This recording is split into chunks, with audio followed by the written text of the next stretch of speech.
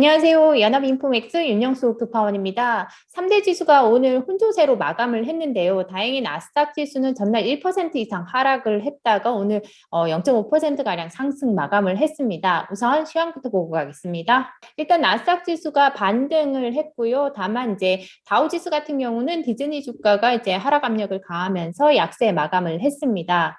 개별 지수별로 보면 다우 지수가 0.44% 하락했고요. 그리고 S&P 500 지수는 강보합세로 장을 마쳤습니다. 그리고 나스닥 지수는 0.52% 상승했습니다. 업종별로 보시면 유틸리티와 통신 그리고 산업, 이미 소비재가 모두 하락을 했고요. 반면 소재나 자재 관련주 그리고 기술, 금융, 에너지 관련주들은 상승을 했습니다. 전날 크게 하락했던 이제 대형 기술주들이 이제 소폭 반등을 하거나 아니면 이제 약보합세로 장을 마쳤고요. 여기 보시면 시총 규모별로 보시면 이제 애플이나 마이크로소프트, 구글과 같은 이제 대형 종목들은 소폭 하락하거나 아니면 소폭 올랐습니다. 그리고 특히 주목할 부분이 이제 반도체 부분 섹터가 오늘 크게 올랐는데요. 엔비디아가 3% 이상 오르고 퀄컴이 2% 그리고 AMD가 4% 이상 상승을 했습니다. 전날 크게 하락했던 엔비디아가 3%, AMD도 4% 이상 올랐고요. 그리고 이제 그 소재 관련주들이 많이 오르면서 관련 이 펀드도 장중에 사상 최고치를 경신을 했다는 소식이 나왔습니다. 그리고 이제 광산업체죠. 프리모트 맥모란의 주가가 9% 올랐고요. 철강업체인 유코의 주가도 한 3% 가까이 상승을 했습니다. 반면 전날 장 마감 후 실적을 발표한 디즈니의 주가는 이날 7% 이상 하락을 했는데요. 아무래도 분기 실적에 대한 실망감이 가격에 반영이 된 것으로 보입니다. 그리고 이날 이제 리비안의 주가는 한 22% 상승하면서 시가총액이 GM과 포드를 모두 넘어섰다는 소식도 나왔습니다. 이날 채권 시장이 이제 그 재앙군인의 날로 휴장을 했습니다. 그러다 보니까 이제 금리 급등에 대한 우려가 다소 진정이 된 면이 있고요. 그리고 전날 워낙 지수가 많이 하락했기 때문에 저가 매수세도 유입되면서 주가는 대체로 상승을 했습니다. 아무래도 기술주들이 오늘 0.5%가량 반등을 했는데요. 아무래도 이제 그 채권 시장이 휴정하면서 금리 민감도가 조금 떨어진 것이 영향을 미친 것으로 보입니다. 멘트 하나 보고 가겠습니다. BMO 웨ल्스 매니지먼트의 영유마 씨는 이런 얘기를 하고 있습니다. 그러니까 이제 어제와 같은 인플레이션과 같은 이 헤드라인 수치에 시장이 약간 충격을 받는 그런 지금과 같은 이제 밀고 당기는 흐름을 앞으로도 계속 보일 수 있다라고 얘기를 하고 있고요. 그리고 소비자 물가에 대해서 이제 이 물가 상승세가 잦아들 것이라는 전망도 나오고 있습니다.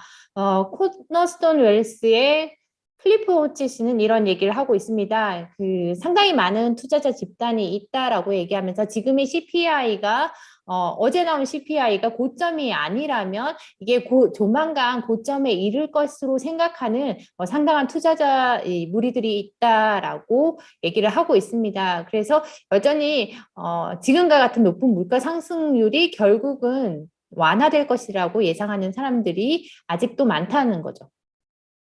엘필 파이낸셜의 리앤 데트릭시는 이런 얘기를 하고 있습니다. 전날의 주가 하락 자체가 그동안 S&P 500 지수가 연속해서 사상 최고치를 경신해 왔기 때문에 그 전날의 하락은 좀 이제 당연히 있을 만한 풀백이었다라고 얘기를 하고 있고요. 그렇지만 지금까지 주가가 계속 상승해 온 것은 경제 성장세가 여전히 탄탄하고 그리고 이러한 것들이 지금의 장기간의 주식시장 강세를 이끌어왔다라고 얘기를 하고 있습니다.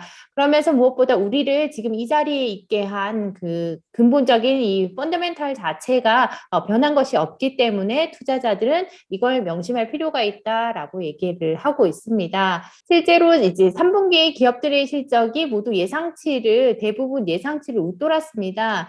여기 보시면 이번에 실적을 발표한 기업 중에 한 81%가 모두 예상치를 웃도는 실적을 발표를 했는데요. 그만큼 기업들의 실적이 탄탄한 만큼 지금의 주가 조정 자체가 좀 과도하다라는 인식이 있는 것 같습니다. 다음은 리비안 차량을 사전 주문했던 고객들도 이번 리비안 IPO에 투자할 수 있었다라는 소식입니다. 여기 기사를 보시면 이번에 리비안이 그 회사의 직접 주식 매입 프로그램을 통해서 그 개인 투자자들에게도 IPO 물량의 7%를 배정을 했습니다. 그런데 이 7% 물량에는 그 이 회사의 전기 트럭을 사전 주문한 고객들도 IPO에 참여할 수 있게 했습니다. 기존에 우버가 상장할 때 우버 이제 드라이버들에게도 IPO에 참여할 수 있는 기회를 준 것처럼 리비안 역시 비슷한 이제 프로그램을 실시를 했는데요. 다만 우버 같은 경우는 이제 우버 운전사들에게만 이제 IPO에 참여할 수 있는 기회를 줬다면 리비안 같은 경우는 사전에 계약금을 내고 차량을 사전 주문한 고객들에게도 IPO에 참여할 수 있는 기회를 줬다는 겁니다. 그러니까 아직 고객이 아닌 투자자들에게도 IPO에 참여할 기회를 준 건데요. 실제로 이제 사전 주문한 고객인 파텔씨 같은 경우는 이번 리비안의 IPO에 참여를 했는데요. 175주를 살 수 있는 기회가 있었다고 합니다. 그 공모가인 $78에 175주를 사서 금액으로는 이제 $13,650, 그러니까 한 우리 돈으로 1,500만 원 정도를 투자를 해서 전날 주가가 한 30% 오르면서 한 30%의 수익을 냈습니다. 오늘 같은 경우도 리비안의 주가가 20% 가까이 오르면서 추가 수익을 냈을 것으로 예상이 되는데요. 여기 보시면 이번에 리비안 같은 경우는 DSP 프로그램을 통해서 IPO 주식의 7%를 배정을 했고요. 그리고 그 DSP 프로그램에 참여할 수 있었던 투자자들 같은 경우는 이 회사의 그 전기 트럭 모델이죠. R1S와 R1T 전기 트럭을 사전에 이제 9월 30일 기준으로 예약을 한 고객들과 그리고 이제 회사 직원들, 이사나 혹은 제휴사들이 이 IPO에 참여를 할 수 있었다고 합니다. 이 차량을 사전 예약한 사람들은 한 $1,000, 그러니까 100만 원 정도만 이제, 그러니까 사전 주문한 고객들 같은 경우는 $1,000만 내면 이 IPO에 참여를 할 수 있었던 셈입니다. 과거에 에어비앤비 같은 경우는 이제 상장할 당시에 그 에어비앤비의 호스트들한테도 이 주식을 IPO 물량 자체를 일부 배정을 했었고요. 우버 같은 경우는 드라이버들에게 IPO 하기 전에 이제 그 개인 물량을 드라이버들에게 줬었습니다.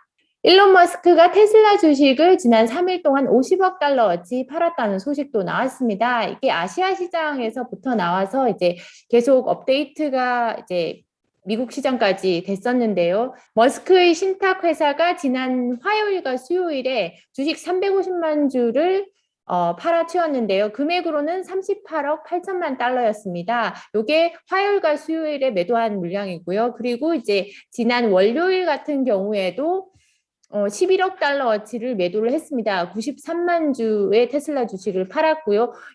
이 월요일에 판 물량 같은 경우는 지난 9월에 스톡옵션 이행을 위해서 이제 세금 부분에 대해서 이행해야 하는 것이 있기 때문에 그 부분을 실현하기 위해서 이제 매도를 한 것이다라고 사전에 예고를 했던 물량입니다. 반면 화요일과 수요일에 나오는 38억 8천만 달러어치 이 물량 같은 경우에는 예고하지 않고 나온 물량이라고 하는데요. 특히 머스크가 지난 토요일이었죠. 토요일에 자기의 주식 10%를 매도할지 말지를 온라인 표결에 붙인 바 있는데요. 바로 표결에 붙이고 나서 월요일부터 주식을 팔기 시작한 겁니다.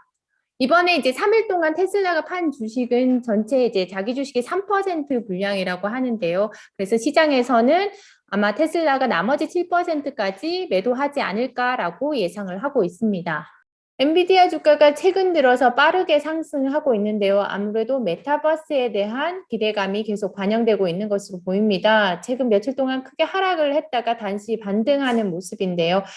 엔비디아 같은 경우는 오늘 애널리스트 2명이 이 회사의 목표가를 상향을 했습니다. 여기 보시면 오펜하이머 같은 경우는 목표가를 기존의 $235에서 $350로 상향을 했고요.